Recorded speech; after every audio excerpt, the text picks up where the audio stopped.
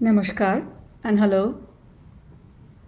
I'm Bipasha Chatterjee and I'm very happy to be here, invited by Kalorex Group to talk on a topic that is very close to my heart, and I believe it is a topic which is very close to the heart of most of the people in the world today.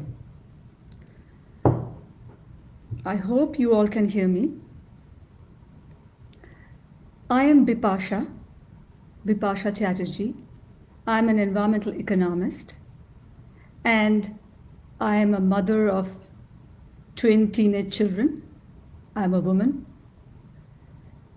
and I'm going to talk about a topic: Build Back Better, a resilient and sustainable recovery path from the COVID-19 era. Before I start talking about it, I would like to firstly thank the Kalorex Group, Mr. Anand Krishnan, and all those who work so hard in taking this series ahead on relevant and impactful topics of our time. And it's important to have this platform because it's not only about understanding different kinds of issues, but it's also about sharing ideas in regard to developing solutions all over the world. So I really appreciate their initiative. Now, why me? Why am I talking about this topic? So for that, I would like to share my personal journey in regard to appreciating the environment and the planet that we live on. I have had a very unusual upbringing. As a child, for the first 7 years of my life, I was raised on different ships, as my father was a sailor. And from a very, very young age, I started to understand nature as it is, like the ocean, boundless, beautiful, but also scary. And I realized that we human beings are just a small element in that largeness. And that understanding came very early in my life because I, as a child, faced severe storms in the ocean. Our ships were at risk. Our lives were at risk at many points. And that understanding has remained with me. I went on to studying in a very interesting school in India, founded by Gurudev Rabindranath Tagore in Shantiniketan. And that helped me to deepen my holistic understanding of environment and nature. Tagore didn't only want students to understand nature as it is, but he wanted students to be integrated part of this planet, their only home, their only abode. And I started seeing, therefore, nature from the perspective of science, from the perspective of spirituality, from the perspective of aesthetics, and all that kind of holistic understanding, was offered to me in that particular school.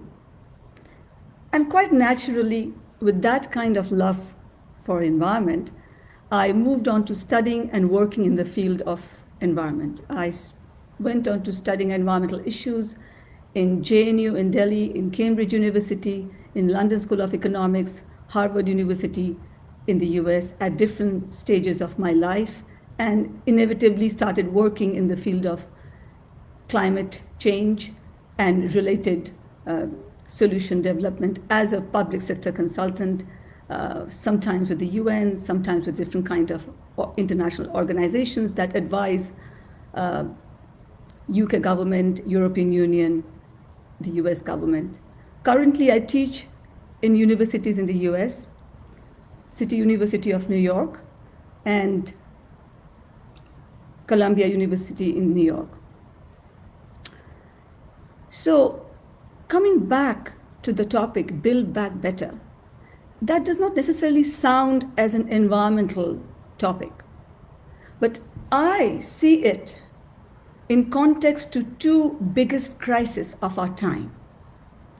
One is climate change, global warming, and the other is the pandemic, the health crisis that we are facing right now. Now, you may think I'm trying to say that both these issues are the same issue. I'm not saying that. What I'm trying to say is that these two biggest crises of our time are leading to the same consequences for humanity. Now, before I explain that, I would like to ensure that you are with me on what I mean by global warming and pandemic. Because all of us see these issues from different perspectives.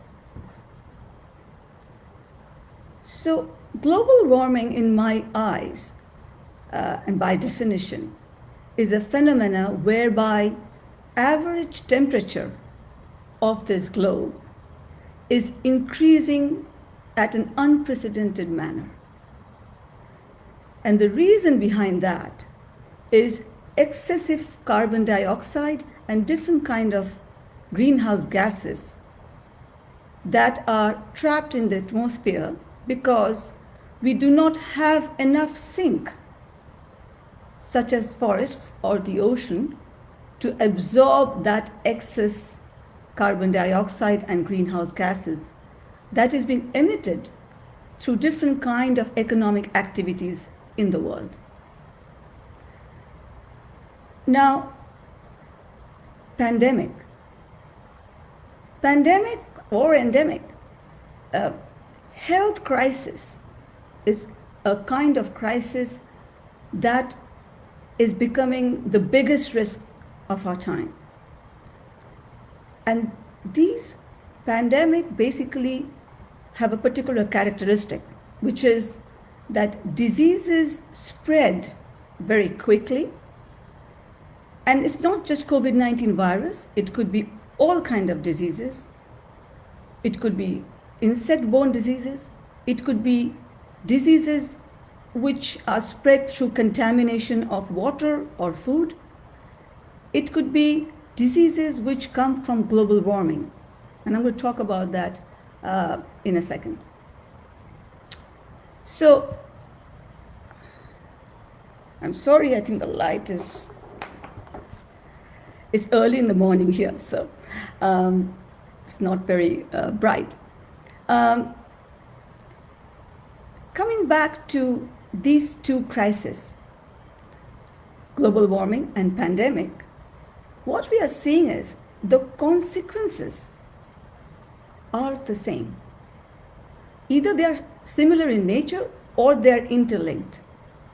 And that's why building back better from any of these crises has to be done in an integrated manner.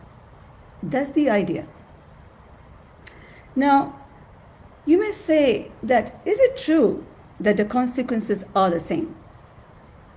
They are, because both phenomena leads to having impact on our economies as a whole. It leads to having impact on the earnings of people, on the health of people, and not just physical health, but mental health and happiness of people. And all these three aspects are dependent on the well-being and healthiness of the planet as a whole, including living things on this planet. Because we are part of this whole ecosystem which keeps us healthy, happy, and productive. So we can see from the COVID-19 crisis how deeply we are impacted by just one such event, which is not going to be the first. Given the kind of changing climate we have, there are many such events that will recur over and over again, and we need to be prepared for it. For example, due to global warming, mosquito-borne diseases are rising all over the world. And they are not necessarily just malaria and dengue, but new kind of mosquito-borne diseases for which we do not necessarily have immediate treatments available. There are different kind of virus and bacteria-related diseases which are showing up. Also, there are many kind of heat-related health problems that are arising in the world. I am going to today give you a few examples because there is so much to talk about and so many aspects of this problem that it's not possible to cover all of it. I'm going to focus on just a few examples, but the underlying problem and the solution that should arise from it, you can copy paste those for other examples as well. Okay. So I'm going to talk specifically about heat, right? Global warming is about rising average temperature. So it leads to countries getting hotter over a period of time, not just for 1 day or 2 days, but over a period of time. And imagine tropical countries which are already hot getting hotter. Now, there are many impacts from that kind of rising average temperature. And most of you understand that. It creates a lot of climate uncertainties. But I'm going to talk about a specific issue today. In recent months, NASA, UK universities, and Columbia University in the US, they have gathered large amount of data about surface temperature over the ocean as well as on land from all over the world. And they have detected a very serious issue, which is that average temperature is rising, but along with that, in many parts of the world, the moisture content is also rising. So the combination of high heat and high moisture is creating an element of something called steam bath Earth. Imagine yourself being in a steam bath for a long period of time. You will be very ill. And that's having an impact on many people in the world already. Even during COVID-19 lockdown, researchers have gathered from hospitals in tropical countries the indoor environment in these hospitals where patients are. And they are finding that it's becoming quite difficult even for doctors to work in the kind of heat and moisture that is there in the indoor environment. And given COVID-19 kind of disease, many hospitals are not using air conditioning because it spreads the disease even further. Now, that's just a small example. Imagine that scenario for millions of people who work outdoor. Now, you may think, I don't work outdoor. We work inside the office. We are at our home. We have air conditioning. But the fact remains that our economy is on the shoulder of millions of people who have different kind of jobs. Just take example of one basic amenity, which is food, without which none of us survive. And imagine millions of farmers producing that food. That activity is an outdoor activity. Imagine that food being supplied to the market and to your door at time of COVID-19 or even normal times. That requires large number of people driving trucks and supplying delivery all over the country and all over the world. those are the people directly impacted by outdoor environment and heat and moisture. Imagine then all those people who are building the roads and the bridges which are allowing all those truck drivers to deliver all these goods and services to different parts of the country. All the construction workers, I mean. They are outdoor workers. So the whole economy, the food supply chain, depends on this large number of people who are exposed to heat and moisture all the time, and air conditioning is not available in that kind of an activity. So productivity of such a large number of workers, on the shoulders of whom our success, our individual success as a family, as our family who has good health, good nutrition, our success as professionals in industries, the businesses which sell different kind of products, all depend on the success and productivity and good health and well-being of all these people. And they are exposed to something that will reduce and that is reducing their work productivity, their longevity, and their well-being overall. Now, you can see how global warming is directly linked to health crisis. This is a health crisis. This will become also a kind of pandemic all over the world in few years' time, when heat will prevent us from engaging in outdoor activities for more than 5 hours a day. That's the prediction.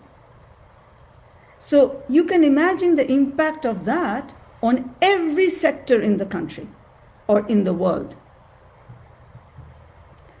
So this is how I want you to see this issue, that if we want to build back better, we have to understand the linkages and develop solutions which are integrated solutions, whereby we ensure that we understand the linkages between environmental degradation and health crisis and economic crisis, as one package problem, and therefore we need an integrated solution for it as a whole. Now, with COVID-19 too, what has happened is this understanding of linkages has become much more clearer than before. In the past, there were experts, there were climate scientists, there were economists, there were policymakers who were talking about it, warning the world about it. But currently, the COVID-19 crisis has really made this problem very visible for everyone. I'll give you another example. Imagine a president of a country getting infected by COVID-19. Imagine a prime minister of a country getting infected by COVID-19. Imagine a film star getting infected by COVID-19. Now, it is a dangerous disease for no matter who it is. It doesn't matter whether somebody is a president or somebody is a working class. It affects the health of everyone. However, the president, the prime minister, and the film star will have access to healthcare whereby doctors, nurses, medicines will be available to them. They will be well taken care of. Mind you, that doesn't mean that they're not going to be impacted. Their health may degenerate because of that. Their underlying condition may lead them to die as well. But they will still have the best of care. And when I say best of care, it does not mean hospitals. It could be hospitals, doctors, nurses, good nutrition, good food, clean rooms, access to clean toilets, love and care and support of the family. All that is needed for the recovery from diseases like COVID-19. So it's not just, when I say healthcare facility, I don't just mean doctors and treatments. And imagine all those people who work for these important people getting exposed to the diseases by working in these households. Even they may have some amount of support from these families, from the governments, to have access to some kind of care. But then imagine the chef of the family, the guard of the family, the driver of the family, the delivery milk boy of the family, going back home and passing on that disease to their friends, neighbors, grandparents, and strangers on the bus. And not all those people have access to the whole package of healthcare. Even if there are hospitals, they may not have access to the expensive treatment because of affordability reasons. They may not have access to generally good food, good nutrition that makes you strong with good immunity. They may not have access to care at home because everybody at home, they are working somewhere else. They may not have access to number of issues that make a person healthy. And that makes their longevity go down, their working capacity go down, and it even leads to death. So the point I'm trying to make here is that we have to see the problem of building back better, or the solution of building back better, from a very holistic perspective. And there are three pillars that we need to consider when we want to build a future from this crisis, which is way more resilient than it is right now. All over the world, the chaos that we see right now is because the world was not prepared. Despite the early warning, despite all sorts of scientific information, none of the countries in the world had been prepared.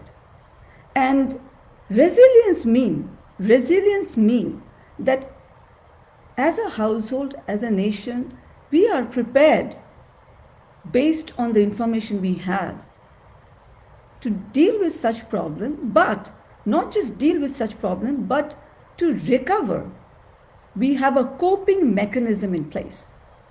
Now, the first thing about Build Back Better is that when we build again, and when I say build, it could be infrastructure, it could be services, it could be health facilities, it could be roads, it could be all sorts of things.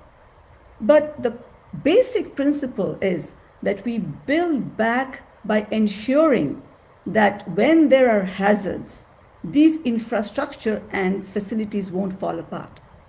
They will have that extra capacity to deal with huge crises such as this, because this is not the first. With global warming and climate change, we are going to see recurrent problems, not in terms of only diseases, but recurrent hurricane, recurrent flood, recurrent drought, locust infestation, all sorts of problems which in the past used to happen, but it did not happen at this scale, and it did not happen at the frequency at which it is happening. And the other problem is, in most cases, number of hazards are happening simultaneously, and that's making crisis even worse. Imagine during COVID-19, we have had devastating storm in West Bengal called Amphan. We are right now seeing huge flood in Yangtze River in China while China is struggling to come out of the COVID-19 crisis. We are seeing heat wave in the US, and we are seeing storms, heat waves, floods, and a lot of disruption at a time when the country is trying to deal with COVID-19 crisis. So these are problems which are managed or which needs to be managed together. So imagine these kind of hazards in this kind of scale happening over and over again. All our savings as a nation would be eaten up. So we need contingency funds and contingency plans in place. That's the first pillar. We understand that bit very well. In any discussion, to understand that we need to build our buildings in a different way, which will stand the wrath of flood and hurricane, is easy to understand. The construction sector needs to set up those new standards for building new infrastructure, whether they are roads, whether they are buildings. We understand that. Especially countries which are hit by hurricane and flood, such as Bangladesh, India, we understand that, and we need to invest in that. That is not difficult to understand. But the bit that is difficult to understand at times, and COVID-19 has actually made it easy to understand, is when we invest in that rebuilding, it cannot leave anyone behind. Because if we leave large number of population behind, if the recovery path is not inclusive, then the delivery chain breaks down miserably, which we have seen in COVID-19 time. And in the past, we have thought that technological solutions can always solve these problems, which it can. It's completely clear to me that in the climate area, there are a number of solutions, there are a number of sustainable solutions, number of sustainable technologies that can help in mitigating and adapting to these problems. That's not the issue. What I have understood from observing all these hazards all over the world is sustainable technologies itself, while they are sustainable, they do not necessarily solve the problem. I'll give you some examples. Let's take the example of renewable energy. Let's take the example of solar energy. And solar energy does reduce the contribution that we have to global warming by reducing emission of carbon dioxide. It is a sustainable technology. It must be employed in every country for producing energy. India has committed to producing large amount of solar energy, wind, and there are many other renewable energy sources. However, renewable energy in itself does not mean that everybody can have access to electricity produced from or power produced from renewable energy.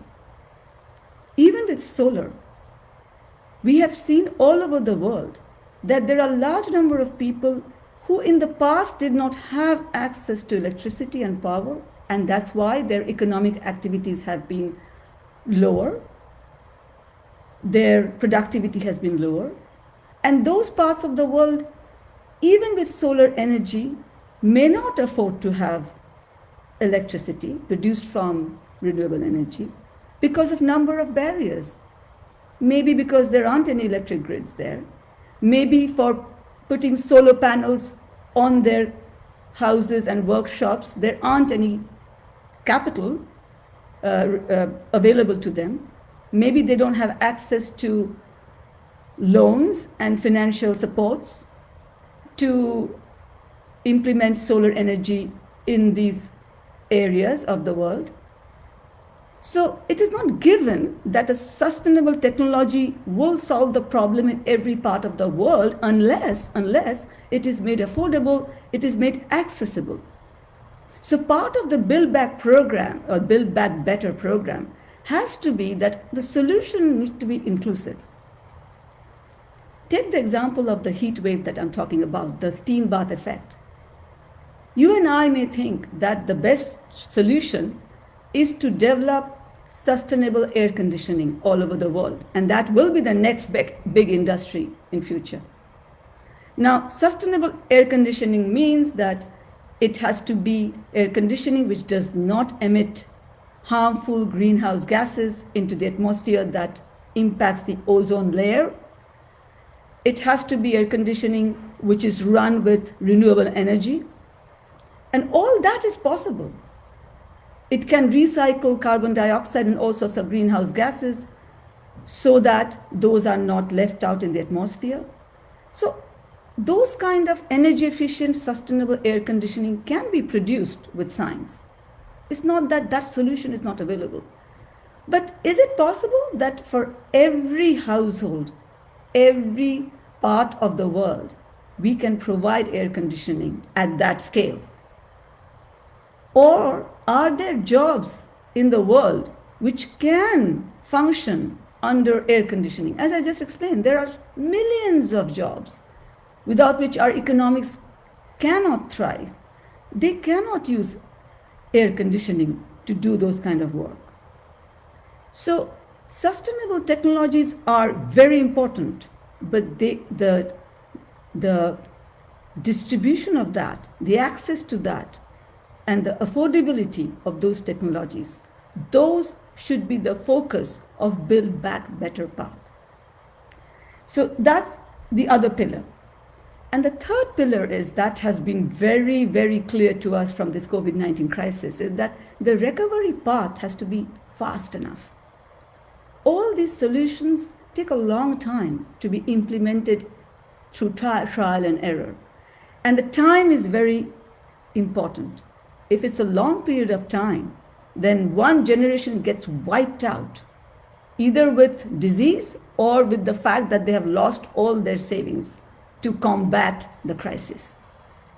And a whole generation's wealth and whole generation's resilience is wiped out. So the third pillar is that the time by which the recovery should happen should be fast enough. And for that, again, communities, institutions, and governments have to work together to ensure that the pace at which we are building back better is quick. Now, it's easy to say all that. What is the perception? This was my main focus today. What is the perception right now in the world about having this kind of a three-pillar based Build Back Better path of recovery? Now, governments have, of course, their plans, and they are, sometimes meeting their goals, sometimes they are not. Some governments are efficient, some are not. I'm not going to get into that.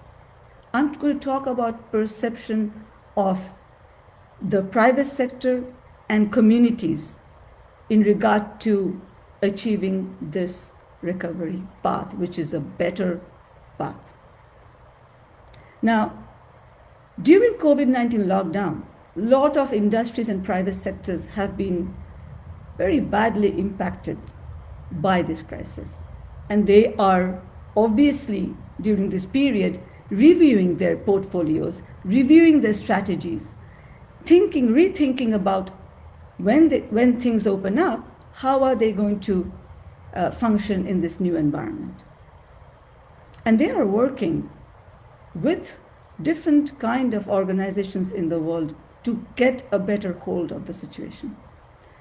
There are so many aspects I can talk about which are not published in the newspapers, but which are being discussed in boardrooms, in organizations about their coping mechanism.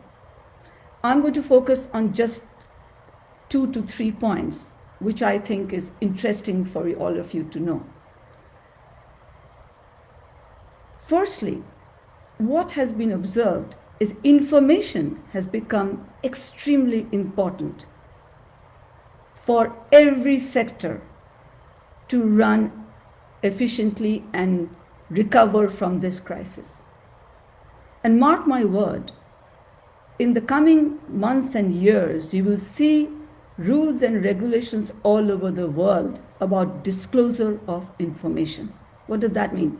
Disclosure of information means that we need true information about the risk that the country and the industries and the sectors are facing.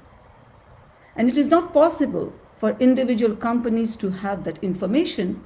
That information has to be released from the governments, from the international organizations, so that the private sector can get the right signal and work along those lines. So facts about true risk in regard to global warming, in regard to climate change, in regard to resource scarcity, true resource scarcity in a country, in regard to health-related early warnings, all these informations need to be disclosed. And not only governments and international organizations need to release those information at a systematic way, but private sectors have to be under those kind of rules and regulations to disclose their information to public. Now, disclosure of information from the private sector has been a rule in the past, but that kind of need has become even more important under this crisis. Many companies, they have their own risk assessment, but sometimes they don't release it to the public. And therefore, other sub-industries or supply chain that depends on that sector or on that industry, they don't get the right signal, and therefore they're not prepared for the risks, while the main corporate may have information about the risk, they do not necessarily disclose it. And disclosure of information from the private sector is again a very important area. So in recent months, what we are observing, even within banks, commercial banks, investment banks, we are seeing that they have started to what we say colorization of portfolios, which means they are looking at and reviewing all their investments and the loans that they give to project developers in the world. And they, with the new matrix, new risk matrix, they are colorizing them from deep brown to green. And the deep brown portfolios are those which pose not only high risk, but harm to the nation and the world in the long run.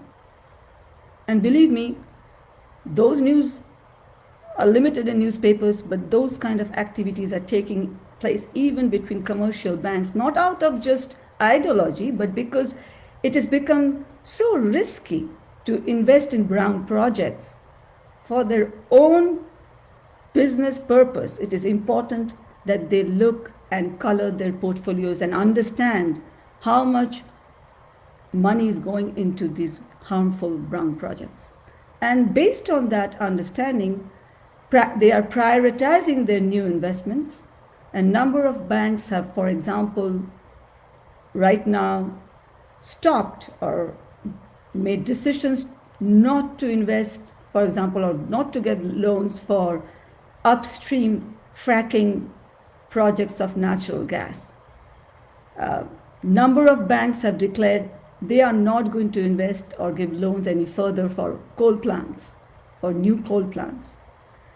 And these are decisions that they were fumbling for a while in the past. But during this COVID-19 period, it has become extremely clear as to which industries are the new industries which are going to emerge out of this crisis and which industries that are going to be dying in future.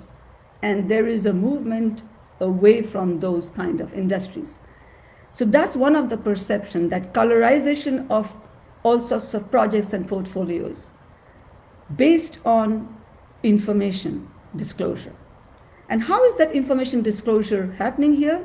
Basically, these banks and asset management companies are putting pressure on their project developers or the companies in which they have equity to release information about their projects as to which part of the projects have high risk and have long-term harmful impact on economies, and which part of their projects are green. There are leading asset management companies in the US which are pressurizing their companies where they have equity, that they will remove directors if they don't release that kind of information and invest safely in greener projects. So that's a change, and that's a new perception, and that's the signal that we are getting in the world from many private sector companies. The other one I wanted to talk about is a signal which is about investing in actions, whether it's government stimulus packages or whether it's private sector investment, in areas where there is multivariate benefits. And that links to my third pillar of inclusivity. What does that mean? I'll give you an example. So let's take one technology, renewable energy. I'm going to talk about one specific one, which is about producing fuel from organic waste.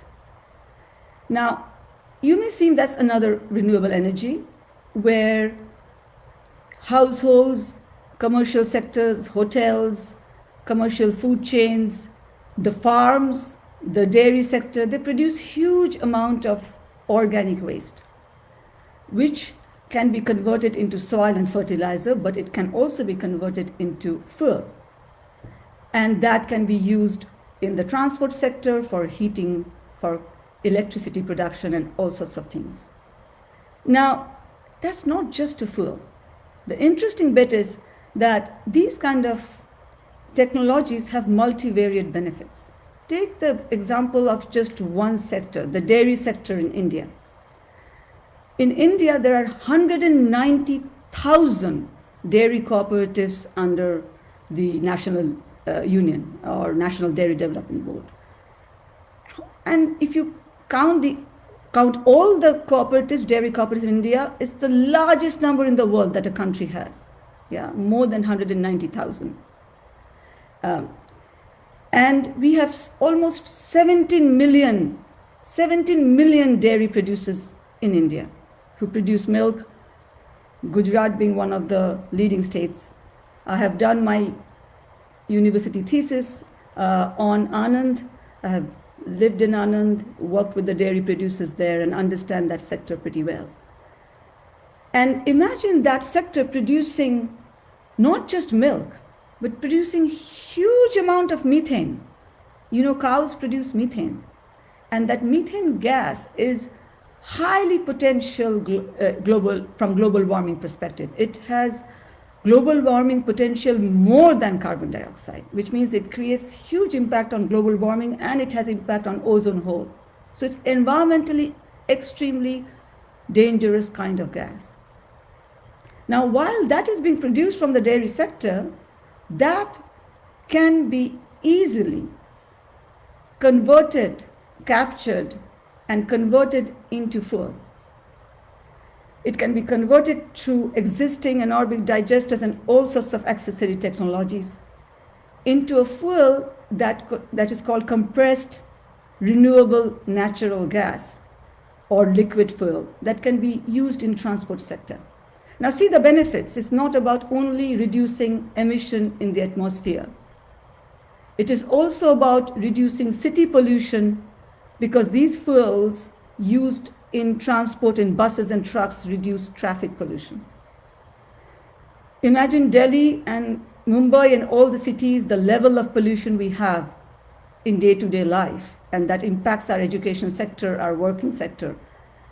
That reduces when you use such fuel options in the transport sector.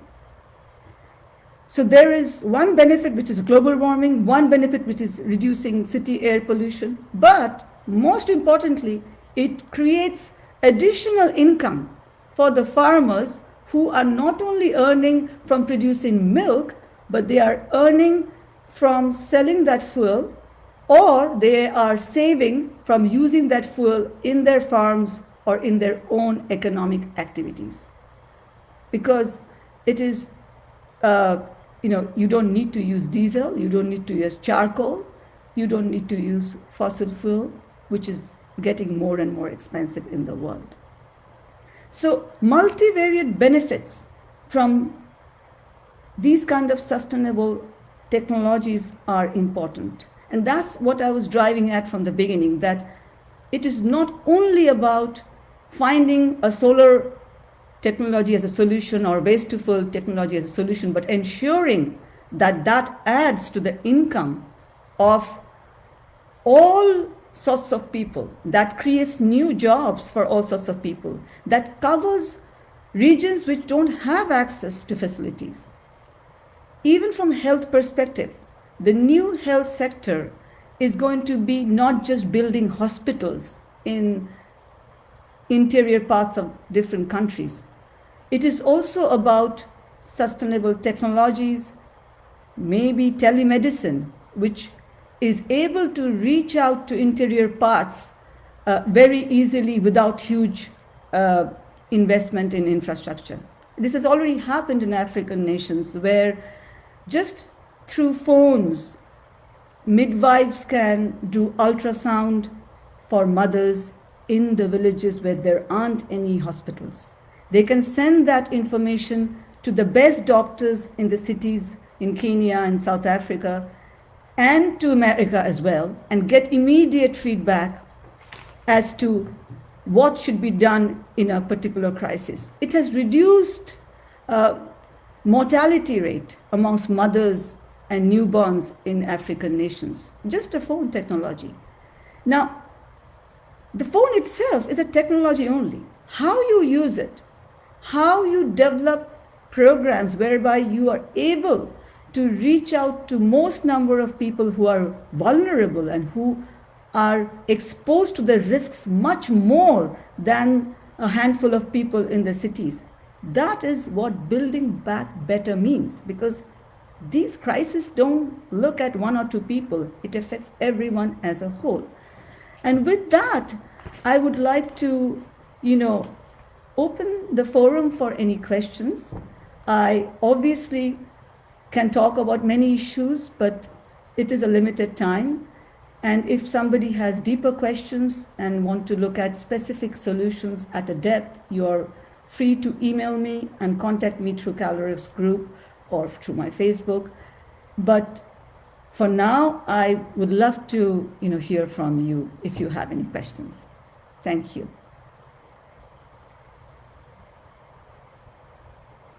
I'll have a quick look at the questions.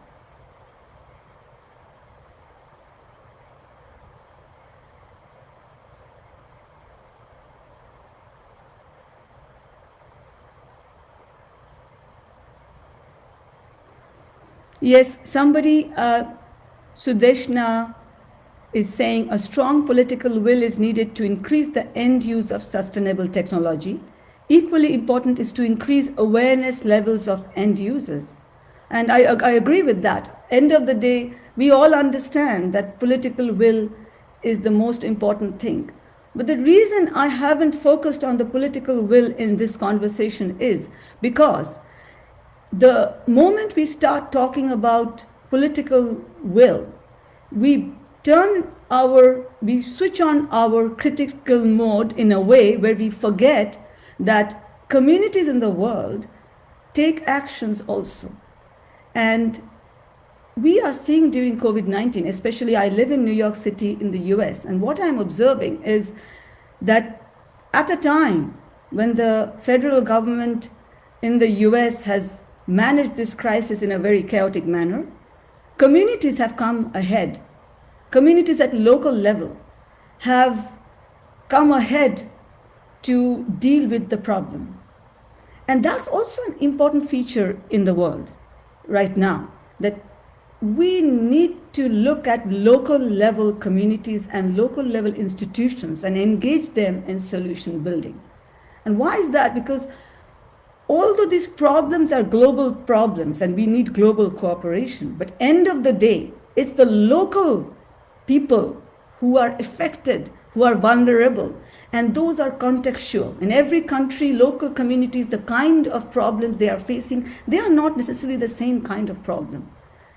The poverty and the access to facilities, this is a kind of problem all over the world, but the nature of the problem is different. In current years, International Monetary Fund, which is a pro-growth, pro-market institution, even IMF has been producing reports consistently for last 2 years that they are observing that nations where there is discrepancy between delivering services, whether it's education, whether it's health services, where there is discrepancy in delivering services to all people, meaning there is rise in inequality in delivering services, those nations, their growth is slowing down. So IMF is saying inequality is slowing down growth in developed countries as well. And they have looked at large amount of data across countries all over the world. So it's not just one country phenomenon. So that's an interesting perspective that, we need to look at local solutions in context to the local problems and engage local institutions, local governments, local communities to either push for solutions or develop the solutions themselves and engage the private sector in putting money in it. So political will is the most important thing, but I think we sometimes, forget that there are other ways to deal with problems as well.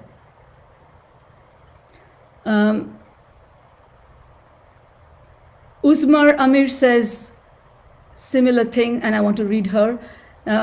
Just like the entire world has been equally affected by this pandemic, the Build Back solutions need to address everyone equally. Great perspective. Thank you, Uzmar. I agree with you. We can have that discussion even further if you would like to by emailing me.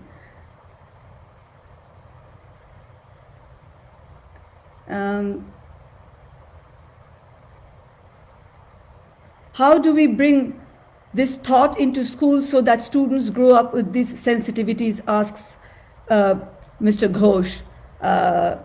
That's a great question. I actually had a whole section on education, but then I thought, in 45 minutes, I won't be able to cover that. Maybe that should be another talk as well. But what I am, observing and what I see as advices from different kind of educators in the world is that education curriculum is high time that it needs to change. And when I say change, I don't mean they need to teach new things, but they need to teach things in a way where the education system is solution-based. Now, a lot of schools have done that in the world already, and even schools like IB schools, they focus a lot on hands-on education. But in this case, what the educators are saying is it's about engaging students in lab-based education within school systems rather than, lectures. And by lab-based, I don't mean the chemistry lab and physics lab. And this has already started in many schools and many organizations around the world, that they have idea labs. And in high school, what they're doing is that they are getting rid of all these specific,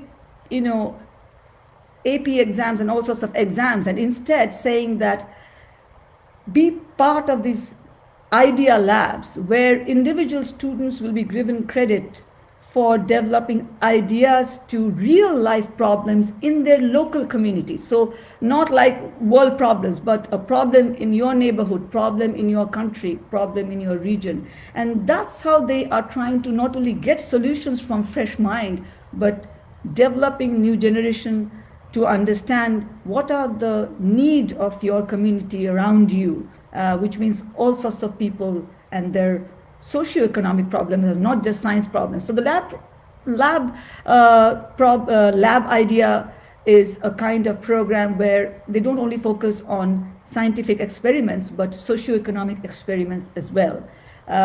So that's one program that I have seen that's developing. And I can talk a lot about it, but maybe some other day. So thank you very much. I really enjoyed looking at all these comments and would love to get a feedback in future. Thank you to Kalorex Group. It's a wonderful initiative. I hear there are other talks as well. All the speakers are so relevant for our times. Thank you very much and goodbye.